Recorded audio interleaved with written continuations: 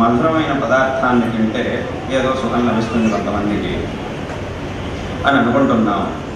ఒకసారి ఒక మధురమైన పదార్థాన్ని తింటే సుఖంగా ఉన్నది, ఇంకోసారి రెండోసారి తింటే పర్వాలేదు, ఒకటికి 2 సార్లు తిన్నాం చాలా బాగుంది అనుకుంటున్నాం, 3 సార్లు తింటే పర్వాలేదు అనిపిస్తోంది, 4 సార్లు తింటే కాస్త వెగట పుడుతోంది, అక్కర్లేదు అనిపిస్తోంది, 5వసారి తింటే కనుక ఆ వడ్డించే వాడి మీద విపరీతమైన కోపం వస్తుంది, వాడి మీద మనం అరుస్తున్నాం, వాడికో అవతలికి అంటున్నాం, ఇంకో 6వసారి కనుక వాడు వడ్డిస్తే వాడిని కొడతామేమో తెలియదు, అంతవరకు వస్తుంది.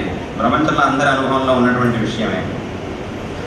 ఇక్కడ వాడు మొదటిసారి వడ్డించినటువంటి పదార్థానికి 5వసారి వడ్డించినటువంటి పదార్థానికో 6వసారి వడ్డించినటువంటి పదార్థానికో ఏమాత్రం తేడా లేదు. అదే పదార్థం, అదే రసం, అదే రూపం, ఏమాత్రం వ్యత్యాసం లేదు. మరి మొదటిసారి అయితే సుఖాన్ని అనుభవించాము, 5వసారి 6వసారి కోపాన్ని అనుభవిస్తున్నాం. మరి దీనికి ఏమిటి కారణం? మొదటిసారి సుఖం ఎక్కడి నుంచి వచ్చింది, 5వసారి దుఃఖం ఎక్కడి నుంచి వస్తోంది?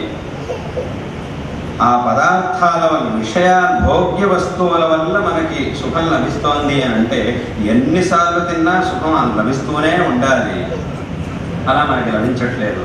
కాబట్టి సుఖం ఎక్కడుంది? ఏదో పదార్థాల్లో లేదు, మన ఆత్మలోనే ఉంది. ఆత్మే సుఖస్వరూపం. కాబట్టి అటువంటి ఆత్మను తెలుసుకుంటే ఇక వేరే ఏ పదార్థాల యొక్క అవసరం నీకు లేదు, సదాకాలం ఆ ఆత్మానందాన్ని అనుభవిస్తూ ఉండొచ్చు. కాబట్టి ఆత్మని తెలుసుకోవాలి అని ఉపదేశం చేస్తారు.